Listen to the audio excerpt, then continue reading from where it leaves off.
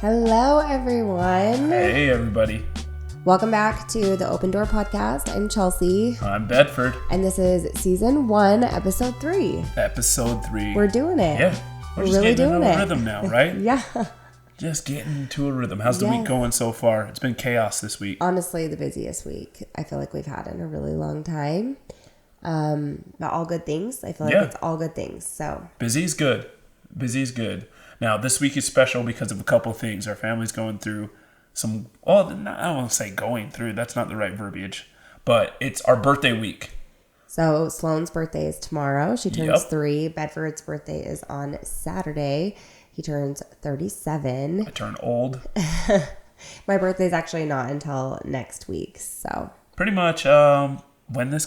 No. Not this one. Not this one. So this will be a week back out. So my birthday is on the 16th. So yeah. So when this comes out, we will be older. And I will be 35. And young, fly, and flashy still. Absolutely. All right. So that's happening this week, which is a lot of fun. We've got some fun things coming up and lots of time with family.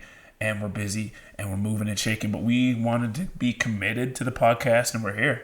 Yeah. Full transparency. Sloane is upstairs and we are just praying with all of our souls that she is enjoying her show because our babysitter fell through. So we are just rocking and rolling anyway, and we'll just kind of see how this goes. So so Sloane is being watched by Apple. Shout out to them and their new phone, even though we don't have it. So Apple. Yeah, that's perfect. Awesome. All right, so let's get into our random segment here. I've got a couple of things. Okay. And I think today's we're gonna call random segment random stuff in the news that I found. AKA the unnecessarily long length it's still my name of the segment, right?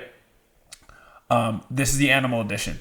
Oh gosh. Animal edition. Okay. So I went and I dug up a couple of stories about some animals that a little shocking. Okay. So first we're going to Denmark.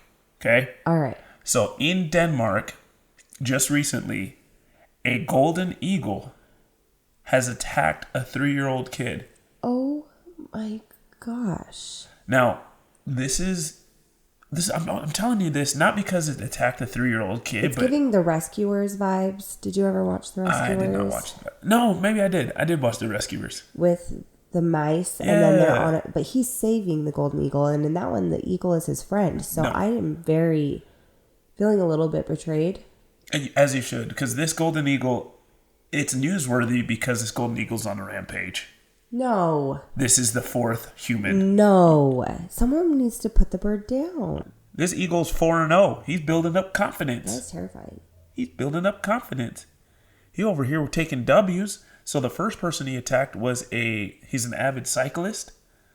And the eagle landed. Adult? Yeah, an adult. And he squared up with the cyclist. The guy got off his bike. And the eagle looked at him. And he looked at the eagle. Wow. Right? And then it attacked. If you're watching this on the visual format, Bedford's got I got my eagle eyes on. Something's happening. And then the eagle attacked. And it kept attacking him. He took off running, which I'm like, yo, you don't abandon your bike. But at the same time, I could see riding a bike with an eagle attacking you. Somewhat hazardous. Especially of that size. Yeah. Because they're big. They're golden scary, eagles are big. Scary. So scary. And this golden eagle apparently has a behavioral issue. In The Rescuers, the kid he rides on the back That's of the golden about eagle. the right size.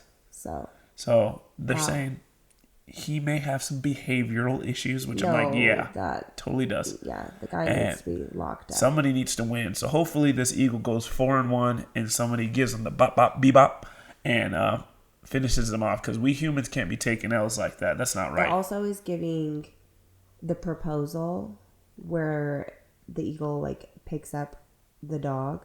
I'm not gonna lie, I never made it through that movie, not even close. Wow. Okay. I made it maybe 16 minutes, and I was like, absolutely not. That's a good movie. Sandra Bullock is one of my very favorite actresses of all time. It's a good one. Yeah. I'm not a chick flick fan, but that's a good one. Yeah, I've seen the meme where the guy's like, "What do you want?" Oh, that's in. What do you want? Is that the same movie? The Notebook. Oh. The proposal is where. I know. Okay, we'll have to watch it. Wait, maybe I have. Where she's a businesswoman. Yes, I have seen that. And I'm with you. Green card or whatever. Yeah, yes. I have seen that. And now it did make And it me has laugh. Ryan Reynolds. Yeah, Ryan Reynolds is in it. Yes. And the And little Betty white fluffy dog. Yes. Yeah, very good movie. Okay, yeah, I have seen that. All right. Okay, so continuing on the animal edition of random stuff that I found in the news. There's another one. Right? I'm ready. This lady, she's in Malaysia. Okay. She's going on a run. Oh my gosh, it's going to be a snake. Go ahead. She gets attacked by a gang of animals. I'm not going to tell you what the animals are, but they got her good. And she ends up escaping because somebody helped her. And I want you to guess what those animals were. A pack. Is that what it's called? It's a pack. I think it's a pack. Wolves. Nope. Smaller. Pack of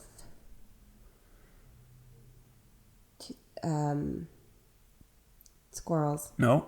Bigger. Okay. Snakes. No. It's a pack of otters. You gotta be kidding me right now. Come on. A pack of otters. Also, they are very, very ferocious and like unkind. Yeah. So I could totally see that. I didn't know But also otters a had it pack- like that. Yeah, there was also- 8 of them. Yeah. They blooded her up. That is terrifying. I'm going to put the, pop, right there in my hand is going to be the image of this lady. She got tore up by a pack of otters. 8 of them, healthy size. Who would have known? I ain't never going running in Malaysia. I tell you that. I don't know And that I'm not I going am cycling in Denmark either. particularly, you said Malaysia, and I don't know what it was, but something said snakes, and I just don't know that I would find myself there for anything. I don't know. Yeah. When I saw this, I was like, otters? Like the one, Like there has to be something. But there's an better. image of them Imagine- skedaddling after they got her. They look like a squad. I'd be afraid of a squad of otters. I would be afraid They of messed her one up. otter, I think. I mean, These are big, healthy otters, too. I believe that. Why are they always bigger in other, like, I swear animals in other countries, like I see pictures of snakes and stuff in Australia, and I'm like, that's not what snakes look like here. Or spiders there, like. Okay, no, those aren't spiders. Those are, Arachnus dethicus. Oh. It's a Megamind. Megamind. Megamind thing. That is our parenthood showing. But yeah, why everything is giant and scarier. Yeah, it's everywhere nuts. else. Yeah. I don't know what it is. Except for but I don't taxes. like I it. feel like taxes are giant and scarier here. And inflation. That's fair. I believe that. I just need to pause, though, on the Megamind. Okay? That is the most slept on It really is movie one of the all most time. underrated movies ever. And the fact that they did a second one and I don't know how else to say it. They half-assed it. Okay? Yeah, it was. I don't know. I don't necessarily. We haven't seen. I'm not going to see it. You can't do Megamind without Will Ferrell, and I think Sandra Bullock's in that one too. Tina Fey. Can't. No, absolutely not. Yeah. Brad Pitt too. Brad Pitt. Yeah, and they like left all Jonah of them Hill. out. All of them. They left them all out. Replaced them. Yeah, that's rough. I feel like Not gonna watch especially it. in that type, doing it without any of them, it's kind of like the third Home Alone, where it's like a completely different child. Yeah, like no. Macaulay Culkin's not even in it. I can't go for that. So whoever was behind that idea, That's for sure listening. I am not a fan of right you. now. Okay, look at me right here. Oh, if you're here with the visual, I am not a fan of whoever pulled the plug on all the big stars. Okay, maybe on the stars pulled the Megamind. plug. What? Maybe the stars pulled the plug. I'm not a fan of you guys then. Wow. Because that was a beautiful movie and it was a masterpiece. And then you messed it up. It was. I agree. So, all right, last one. Okay. Oh, there's more. There's only one more. All right. Okay? Okay. So, you know how back in our day, right, what'd they say were crawling in the streets of, not in the sewers of New York? Rats. Not rats. But you ever hear the rumors of like alligators and crocodiles? No. Yeah. So recently, some guys working in the sewer. Oh my gosh. Having a regular day. Boom. Alligator. Oh my gosh.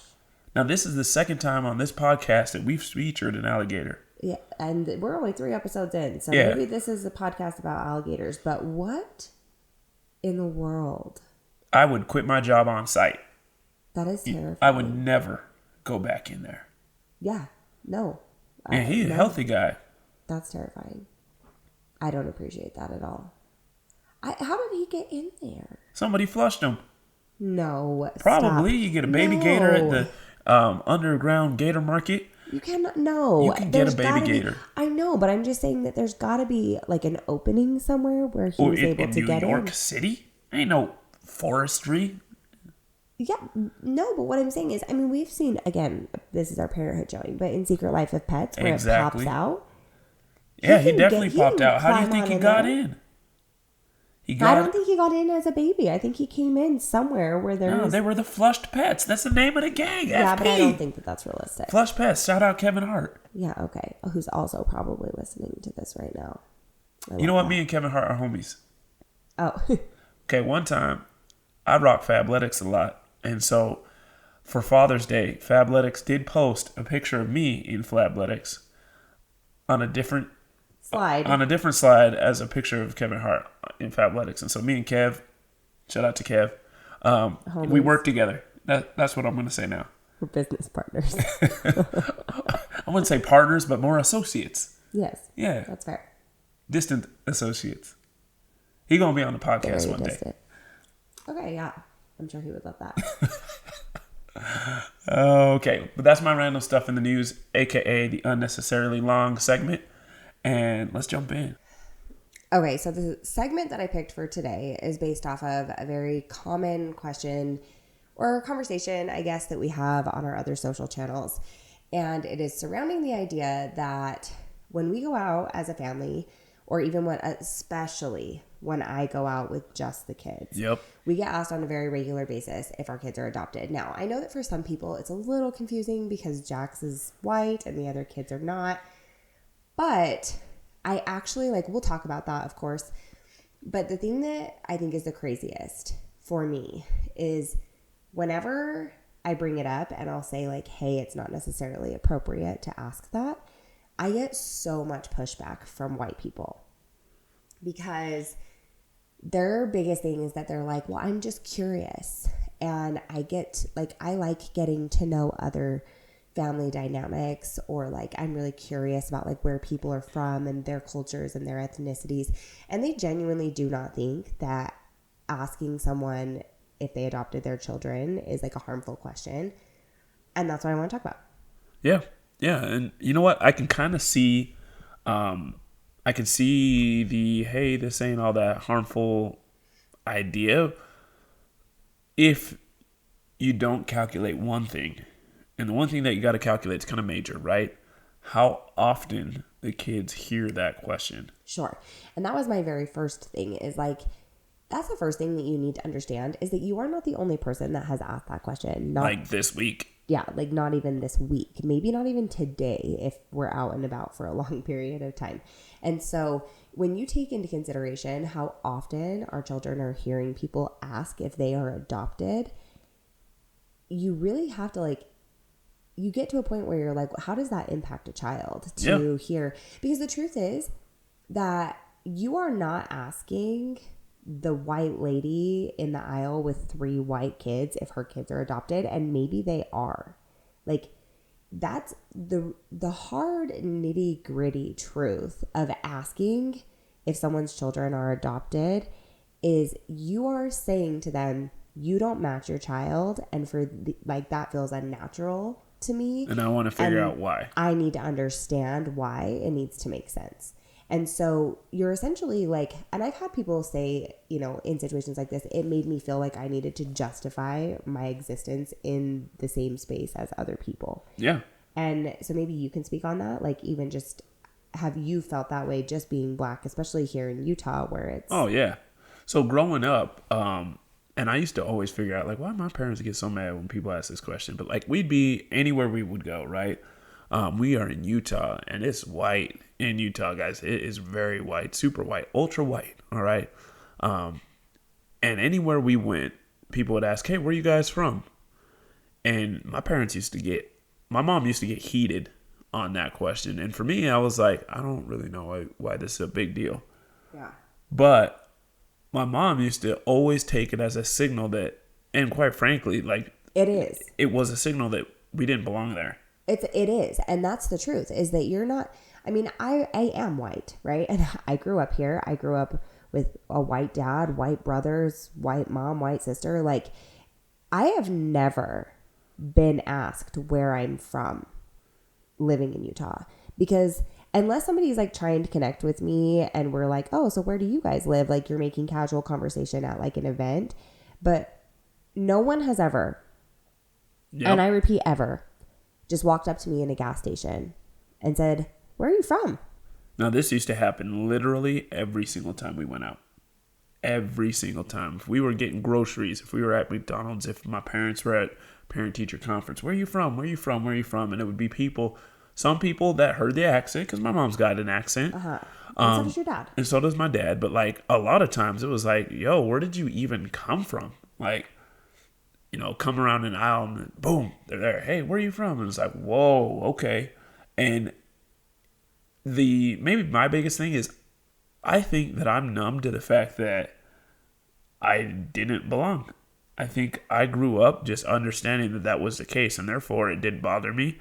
But my mom was not. She used to get super hot about that because it was like, you're not asking any other follow-up questions. You're not asking my name. You're not asking my kids' names. You're not asking. You just want to go and say, hey, we just met a lady from Haiti. And that's it. Like, and not even that. In a lot of situations, I saw a lady from Haiti. And not even for me, it's I saw a black lady. Yeah. And that was the indicator to them that they needed to ask the question. They didn't think to themselves, like, I wonder where, like, because again, like, I don't know. It's very unsettling for me because really what it says is like, it is an underlying racist belief system. Like, it's a natural, or it's like a, what's the word I'm looking for? It's like a subconscious segregation in your own mind where you are like, this is a white owned space. You still believe that. Like, this is white. It's naturally white. It's always white. So if you aren't white here, I'm not going to ask you your name. My goal isn't to try to get to know you. Mm-hmm. I don't care anything else. I just want to know how you're black and how you came to be in this space. And I have never understood that concept until now, obviously. I think recently, one time we had a conversation, I don't want to say it's like 2 or 3 years ago, and you might remember this, but you were like, what do you think when people ask you where you're from? And I told you, well, if someone asks me where I'm from within the first like conversation that we ever have, I've already written them off as a human being. And I like. Well, I think that you said like it wasn't like the first conversation. It was like if one of the very first and only things that someone asks me is where I'm from, like it's over. Like that's it. That's all. Like I didn't even realize. I won't say I writ you off as a human being, but like we ain't having no friendship, and I already know that, and I've already experienced that it's never gonna happen, and I don't really care. So I'm gonna answer that question. I'm gonna keep it moving. Like so. I don't have any super close relationships where that started, and I think in my head, I don't know that was like a proactive thing that came to me, right? But I think in my head, I realized, oh, okay, this is a surefire sign that I probably don't even like this person, like, and maybe it's an assumption that I've jumped off to, sure. And I could be wrong, but I'm sure that there are certain people that could potentially have been great relationships, but if history tells you that it's over not, and over and over again, and I've literally been like, oh yeah, no, I don't. Yeah, I'm gonna answer the question. We're gonna keep it moving. We're not gonna be friends. It is okay, and I'm not mad about it. And I remember when you were like, really? It felt like, extreme to me at that time. Genuinely, it felt really extreme to me at that time because I was like, okay, but like, again, like I'm white, right? And like we can all see that. We all know that. And I think that sometimes I see some of these missteps as things that I totally would have done myself. And so I see some of these like repetitive questions that people ask all the time, regularly, that I wouldn't have thought about that. I could just totally see myself being that like very flippant person that's like, oh my gosh, so where are you from? Okay, actually not that one. I don't see that being not right off the bat. You wouldn't. No, but I'm just saying like there are certain things that I empathize a little bit because I'm like, I could maybe see myself saying or doing something that is not necessarily like the best, right? And so in that situation, it felt very extreme to me for you to say like, actually, I would just write them off. Like that's not something that I would, but like I can see it now as I've sat and thought about it and as I've seen the impact that it's had on our kids when people are repetitively asking if they're adopted, I can totally see it. Because the reality is, and if we go back to the kids and the adoption situation, the truth of that is the interaction goes this way. There's two sides of this interaction. The person that asked and then us. And the person that asked, from their perspective, comes in. They say, oh my gosh, are your kids adopted? And I say, no, their dad's black. They're half Haitian. They say, and this was before, now I am very openly like, that's not an appropriate question. But I give you the information you're looking for, and they say, oh my gosh, they are so beautiful. Now, they leave that interaction. They go through a Taco Bell drive-through. Now they're thinking about what they're going to get. They literally never think about this interaction ever again. Now, the flip side of that is us, right? Where we are, somebody comes up, asks that question, they leave. My children are then like, why do people ask that all the time? Yep. And at one point, Riker was like, am I adopted? And I was like, no. And he was like, are you lying? Because everybody is asking if I'm adopted. Like, are you? He's like, there's a lot of evidence that might suggest yes, that I actually am adopted. Yes, he truly thought that we were just being dishonest with him and that we just didn't want to tell him the truth. Why would everybody ask? Like something, he like literally felt like there was this glaring, like something that proved that he was adopted. Otherwise, people wouldn't have asked that question. And so now this very repetitive question that you gained nothing from. You don't know anything about us. You don't know our names. You don't know how old my kids are. You don't know where we live, what we do for fun. We're probably never going to interact again. But you got this random piece of information that absolutely did nothing for you. And now you just get to go about your day. But on the flip side of it, it's now actually making my children question their belonging to our own family. Yeah. And like, it is causing them to believe. There was another time that Riker said, Mom, is Dad supposed to marry a black lady? Do you remember that? Oh, yeah. And I was like, no. Why? Where is this coming from? And he was like, well, I just feel like people always ask us, like, if I'm adopted. And so then in his mind, and he's 9, he's probably our most attentive to things like this. But it's because he has OCD and he really, like, words really matter for him.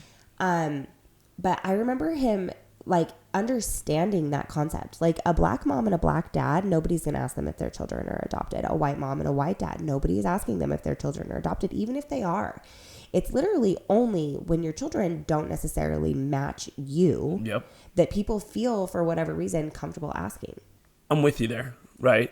Because they're only going to ask very, very specifically if it doesn't match up, right? And Riker's been able to kind of feel that and sense that. And the funny thing is like, this is not a knock on people who have adopted kids in any way, shape, or form. And quite frankly, it's just as harmful if the answer is yes, too. I had somebody comment that. I had someone comment and say, I have, X amount of children, and they are different races and ethnicities, and people ask me, and she was like, my kids do not need to be reminded that their parents, that they are adopted, that their parents, for whatever reason, found it necessary to put them up for adoption, right? Like, they don't need that. And it is disruptive to our family dynamic.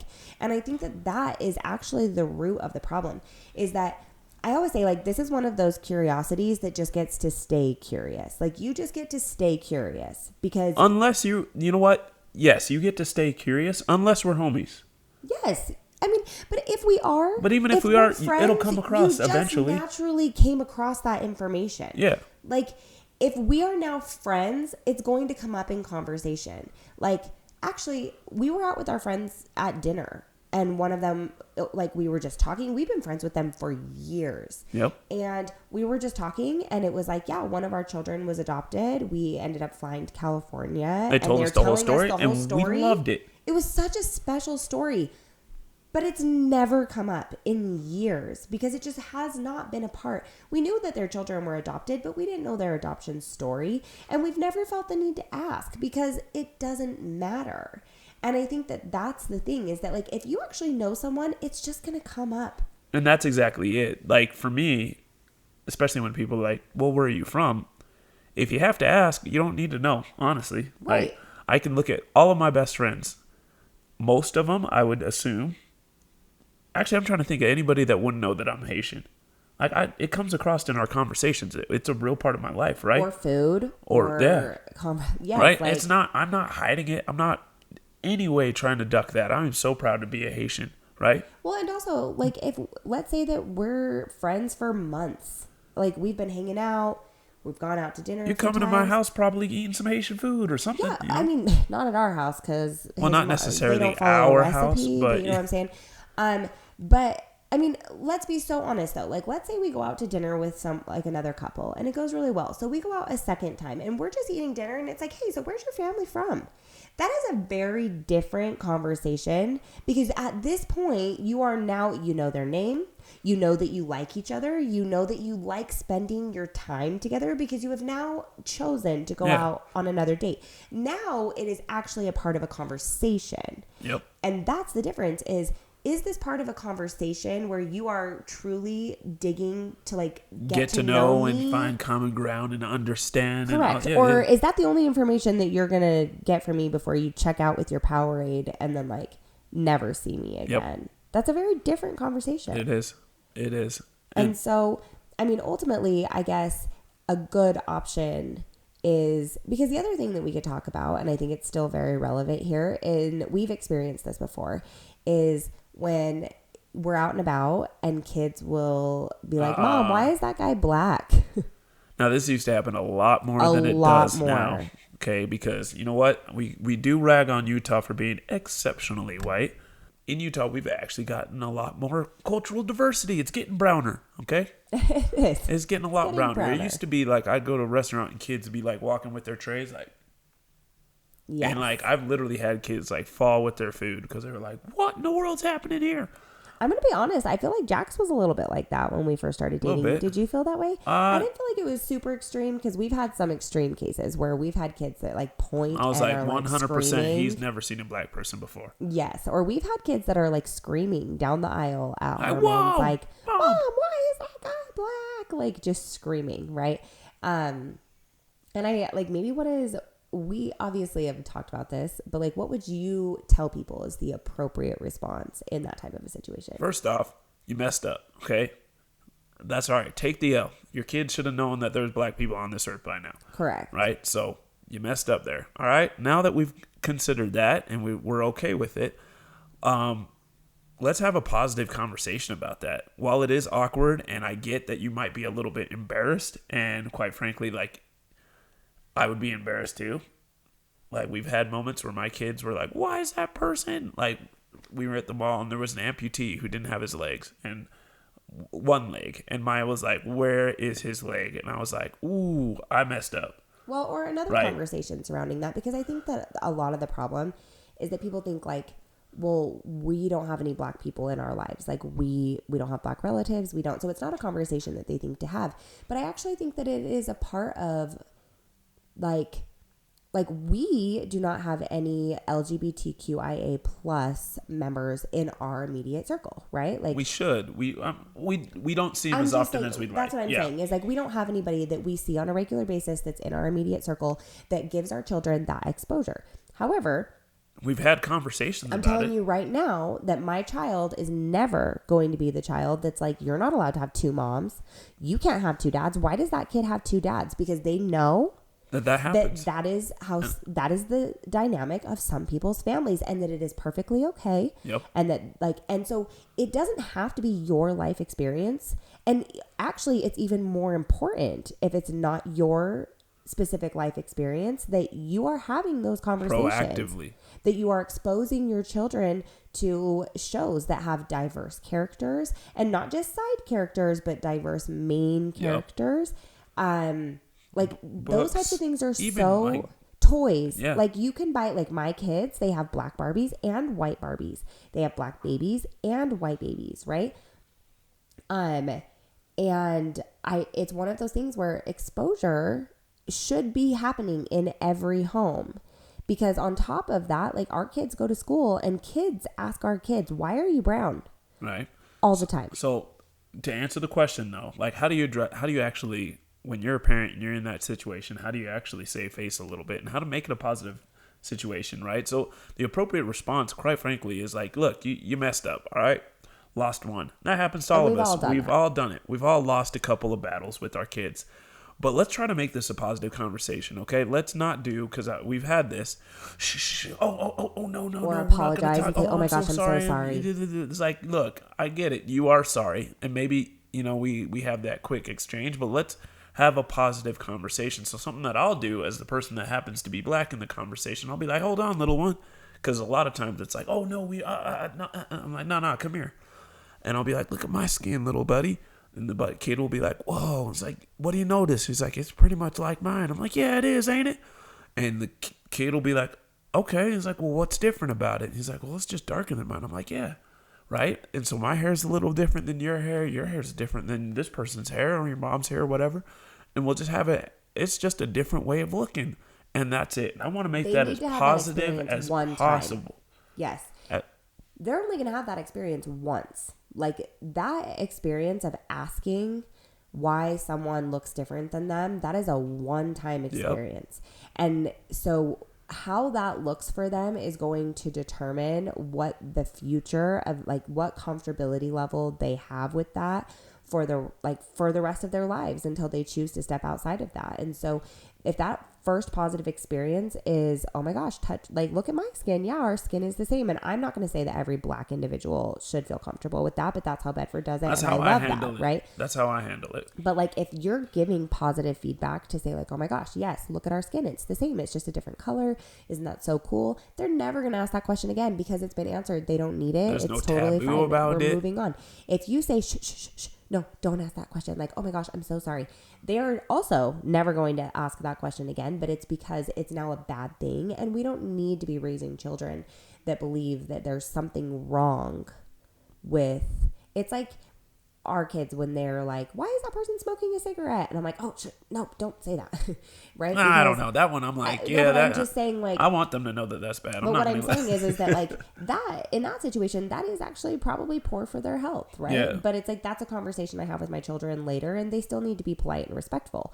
But ultimately what I'm saying in this situation, it can be akin to that. Yeah. Like akin to a scenario where you're like, oh no, we don't want to talk about that. Like, let's talk about this later because we're being respectful. And then we can have this conversation, because I'm certainly not going to be like, well, I don't know, children, that is horrible for their lungs, and I don't know why they would make that decision in front of someone, right? But in this situation, it's not the same.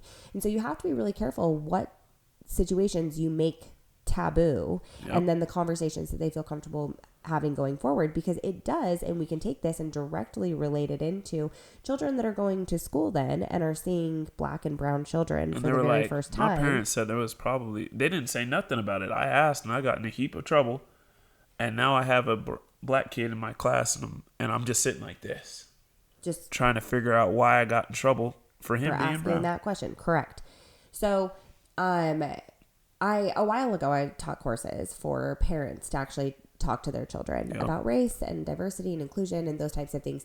And in this age group, we talked about the concept of transductive reasoning, which essentially means like children, because that's generally people's number one reason with kids to like not talk to them about race, is that they're like, kids are just good. They're nice. They're kind. Like, they have good intentions. They love everyone. Color.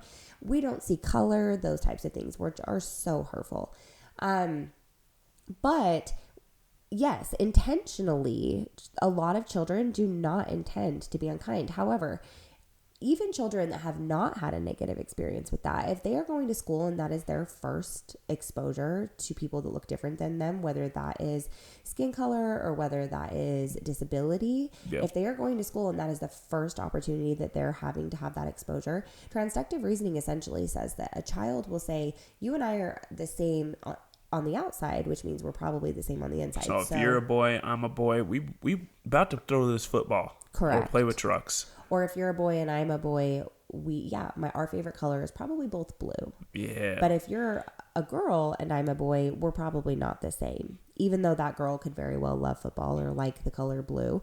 But children just don't necessarily work that way. And so if they're looking at them and they're like, something's different about us, we're not the same, then they just unintentionally isolate children that do not look like them, which usually ends up meaning that minorities or children with disabilities are often isolated just because children don't feel comfortable with those differences. Yep. Or they have just reasoned that they're probably not the same. Yeah. Or that they wouldn't get along or be friends, right? Which is completely wrong. Like, you very well could be the same. And completely unavoidable if we're having those conversations with our children. Well, it's, I guess completely avoidable. Oh, if we're that's having, what I'm saying. You yes. said unavoidable. I did. I got you. That's what I'm here Thank for. You. It is completely avoidable. Like, it is completely avoidable to have... Just talk to your kids one time. Like, it really doesn't take much. No, it's very like... I mean, and it can be a repetitive conversation, but it just in regular... I've had people say, like, you know, what would you recommend? And maybe this is a good question for you. I had someone reach out and say, you know, what we have done is when we're out and about, we will point out people, like, obviously not loudly, like, look at that guy, right? But with our children, they'll say, like, look at that person. Do you see, like, and it's not just color, it's hair. It's like they're pointing out different hair textures. They're pointing out different skin colors. They're pointing out different body sizes and shapes so that they can essentially normalize with their children. Like, do you see how normal this is, right? Yeah, I'm with it, but at the same time, I can see how that could backfire real quick, right? Sure. So you got to be responsible with the way that you have that conversation, because all of a sudden you don't want your kids to be like, "Hey, look at this," and it coming off less than positive. Right? No, 100%. And I think that, yes, it would have to be a conversation that you manage. Like, I would imagine that we go out to dinner with our kids or whatever, and there's somebody walking, you know, that leaves, and you can sit and have a conversation about whatever. Because sometimes a lot of children's questions, as hard as it is to imagine, because they talk a lot of children's questions go unanswered, right? Oh, yeah. And then they need it to make sense. Like, how many times have we had the conversation with our children of, like, can they go to the park? No. Why can't I go to the park? Because I said. But why are you saying that? Because yeah. we're going to do this. Well, why are we doing that? Like, they need it to make sense. Yeah. And so if children have unanswered questions, the reality is that they're going to answer it themselves. Like, they're going to create a solution or an answer that makes sense in their own head. Yeah. And so sometimes it is good. Like, a lot of parents, again, especially with Black and brown people, they'll say, like, my children have never asked. And it's because maybe the opportunity hasn't presented itself, or they just didn't ask, right? And so I do think that there are opportunities where you can respectively, like, essentially address the situation without them having to ask you. Yeah. Right? And that's something that definitely can be handled really well, easily. Yeah. Easily. It's a low bar. And so, I mean, with those things, it's just real simple. Like, let's try to be kind. What other opportunities do you think that there are outside of, like, TV shows, books? Like, what exposure? Oh, I can think you could definitely go to, like, cultural events, right? Like, I think how that's in the world? A good one. In fact, cultural events are probably the best ways.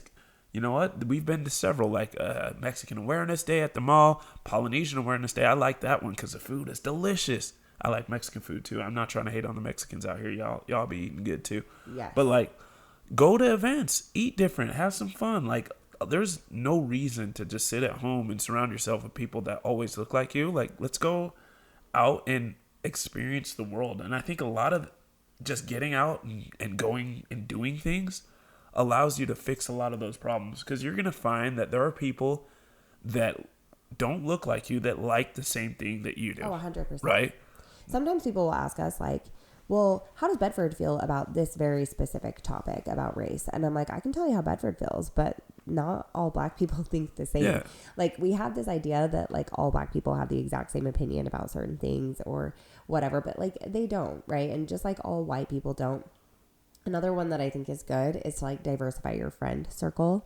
Add some people that don't look like you to your circle. It's going to be a good thing. Sometimes that requires you to go out of your way. Like, it goes, I mean, we actually make it a priority to have mixed race families specifically in our friend circle, and there's nothing wrong with that. Like, now we do that specifically because we actually have lots of white people in our friend circle and lots of Black people in our circle, but quite frankly, we don't have a ton of mixed people in our circle. And we also want our kids to feel like they have people that are similar to them. So if you're in the opposite situation where everybody looks like your kids, now you got to mix it up a little bit. Yes. And right? I think that, like, I mean, it goes back to like, you look at Riker's question though, like, was dad supposed to marry a black lady? And so we have made a point to have other families that have like a black parent and a white parent, so that our children have other children that can relate to some of the same things that they're going through. However, we also have people in our family or in our circles that have like, they're black or they're mixed and they married somebody that's black, or we have just white, like our best friends are just white people. And shout out to them. They're in Mexico right now, and I'm so jealous. I'm so jealous. So lucky. And I hate y'all right now. I just, oh. But like, having a diverse circle of friends is not only good for you, but it is good for your children. And I think that like, that exposure is so, and like, who doesn't want more friends? Yeah. You know what I'm saying? More friends is a good thing. Always. So I think that those are really good ways to do that. Like, education for yourself, you know, making sure that like, you understand certain topics before you have conversations with your children, because we're not just talking about little kids. Like, your kids grow up and they now turn into bigger kids who still don't know. Yes. And you know, the number of parents that I have heard say like, oh, my child would never say the N word, but then they're shocked when that's like one of the most used words walking through a high school right now. Like, what? Right. It's like, and well, so, yeah, did you teach them not to? And they're like, well, not particularly right. specifically. But then it's like, actually, if you stop and think about it, and you could talk about this forever, but if you stop and think about it, is it really positive to teach our children that the N word is a bad word? Probably not. Because there are some black families that have chosen to repurpose or, you know, take control over that word, and they utilize that and rebrand in a positive light for them. And for them, it means like connection, and it means like, this is true. We're friends, right? So if I'm telling my child that the N word is a bad word, and then they go to school and they hear black kids using it, now that we're just like, you know, maybe. But even just having a conversation about it and why maybe some people are using it, and the fact that, hey, look, some people may use it, but that ain't you. That doesn't mean that we do, right? And quite frankly, we don't either. But we don't use it in our home either, and I won't raise my children to use it. But like, having important conversations about those things, talking to your kids about blackface, so I think that like, being proactive and having those conversations is so, so, so important, because on the back end, it really does have a negative impact when you are utilizing, like, when you're not doing the work to educate, and then you are making comments like, oh my gosh, are your kids adopted? And it's like, okay. And it's, like, and again, it's like death by 1,000 cuts. Like, yes. Your one comment probably doesn't make a difference, but correct. Unfortunately, it's not one comment. Yes, it's 1,000 comments. Like, my kids know that they're different. They expect it. They expect to be asked. They don't even shirk anymore. It's just like, oh, this is a normal part of my existence, is people ask me if I'm adopted, right? Correct. And quite frankly, they're gonna do things like write people off that say that, like I do, for different stuff. They're just gonna be like, you don't care about me. It's just like, stuff gets old, you know. Riker gets sick of people touching his hair. Oh my goodness. Like, he'll come home and he'll say, one time he came home, he said, I wish I was white. And why is it always Riker? He's just like so perceptive, intuitive. Yeah. Like, and so he came home and was like, I wish I was white. And he was like, and then obviously he also has like very strong boundaries around his He don't own, like people touching him. He doesn't want you to touch him. And I was like, why would you say that? And he was like, because I'm sick of people touching my hair. And he's like, everybody touches my hair. I don't want them to touch my hair anymore. They don't touch white kids' hair. I'm like, yeah, that's a good point. And again, like, if it was a one-time experience, we'd be having a different conversation. But when it's an every single day experience, like, our kids, thankfully, I feel like, have gotten good about saying, like, please don't touch my hair. Oh, yeah, they'll speak out. Yeah, at a young age, too. I remember Maya telling a lady off at the mall, like, don't touch me. And I was like, that's my girl. Yeah. And I walked away like, yeah, you learned something, didn't you? Yeah. I mean, it's sad when a 7-year-old has to say, like... Well, she was like 4 at the time. I think 3 maybe. Yeah. Don't touch my hair. Yeah. I mean, it's sad when children have to vocalize, like, I did not give you permission to touch me. Like, I don't... Yep. And it's a sad realization, but it's the truth. Like, so, I don't know. I think ultimately, like, I guess to wrap things up is... there is so much value in educating, not just yourself, like, well, not just your children, but then yourself, like, in order to teach your children, because we're seeing these behaviors from full grown adults. And so, like, that's the first level, is like, understand that some of your like well-meaning statements or questions that are truly just to satisfy your curiosity, like, you can stay curious. That's cool. Like, because you're satisfying that curiosity at the expense of my family isn't, like, I'm not about that. You know what I'm saying? Yeah. But then like after that, raise children that also don't make those same missteps or aren't asking those same questions or feeling like they are entitled to those answers by giving them the proper exposure, etc. Yeah, that's it. And that wraps it up pretty nicely for today. A little helter-skelter, a little bit. We had a little child participation in the back that you are not going to hear because I'm going to edit that out like a mug. But thank you for listening in. This is season 1, episode 3 of the Open Door Podcast. Again, we haven't had any questions just yet, but that's particularly because only one episode is out. But if you have questions, comments, like please leave them on the podcast, on the YouTube video, send us an Instagram messages. Like, we love the crowd participation, and we want it to be all of us together. So in fact, I'm gonna toy with some ways to get some of y'all's voices out on here as well once we get to that point. But so if you like what you heard, or if this resonated with you, or if you feel like there is somebody in your life that it would resonate with, go ahead and share, subscribe, like, follow, comment, all of those things, so that we know that we're on the right track and we can keep giving you more of the content that you love. So if you don't, you can leave some positive feedback. Yeah, I don't hurt nobody. Constructive criticism, we're all about that. Yeah, like don't wear green sweats. Those are blue. Whatever it is. Anyway, we love y'all. Stay blessed. We out.